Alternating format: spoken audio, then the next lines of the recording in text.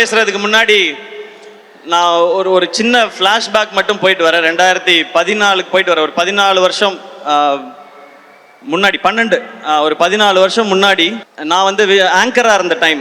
அப்போ வந்து 7ஆம் அறிவு படம் ரிலீஸ். அப்போ எனக்கு ஒரு ஃபோன் கால் வந்துச்சு, இந்த மாதிரி நீங்கள் 7ஆம் அறிவு படத்தில் வந்து ஆடியோ லான்ச் நடக்குது, அதுக்கு நீங்கள் ஆங்கராக பண்ண முடியுமான்னு. ஏங்க எவ்வளோ பெரிய படம், எவ்வளோ பெரிய பெரிய காம்பினேஷன், இதை நான் பண்ணுறதுக்கு என்ன, உடனே பண்ணுறேன் அப்படின்னு சொல்லிட்டு உடனே ஒத்துக்கிட்டேன். அவ்வளோ எக்ஸைட்மெண்ட் எனக்கு.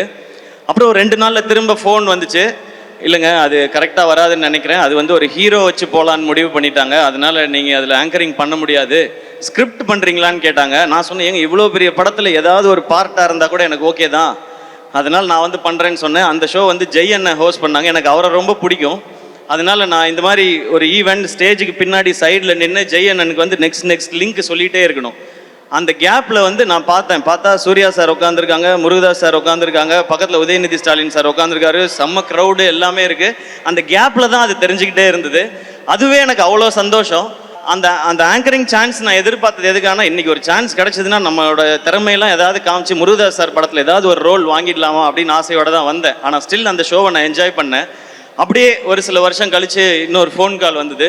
முருகதாஸ் சாரோட ஏஆர் முருகதாஸ் ப்ரொடக்ஷன்ஸில் ஒரு படம் பண்ணுறாங்க, அவருடைய அசிஸ்டண்ட்டை வச்சு நீங்கள் ஹீரோவாக நடிக்கணும்னு சொல்கிறாங்க. அடடே, இதுக்கு தானே நம்ம ஆசைப்பட்டோம், நம்ம ரெடின்னு சொல்லி போனேன். அதுதான் அந்த மான் கராத்தே படம்.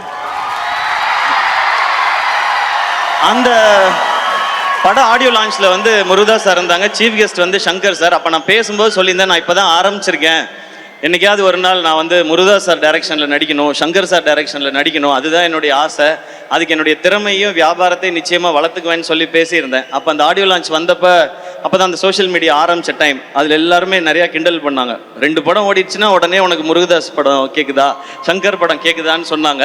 ஆனால் அன்றைக்கி ஒரு நம்பிக்கை மட்டும் இருந்துச்சு, விடாமல் உழைச்சா என்றைக்கோ ஒரு நாள் அது நடந்துரும்ன்ற நம்பிக்கை இருந்துச்சு. நீங்கள் கை தட்டிக்கிட்டே இருந்தீங்க, நான் ஓடிக்கிட்டே இருந்தேன். இன்னைக்கு மதராசி ஏஆர் முருகதாஸ் சார் டைரக்ஷனில் நான் ஹீரோ இங்கே நின்று பேசிக்கிட்டு இருக்கேன்.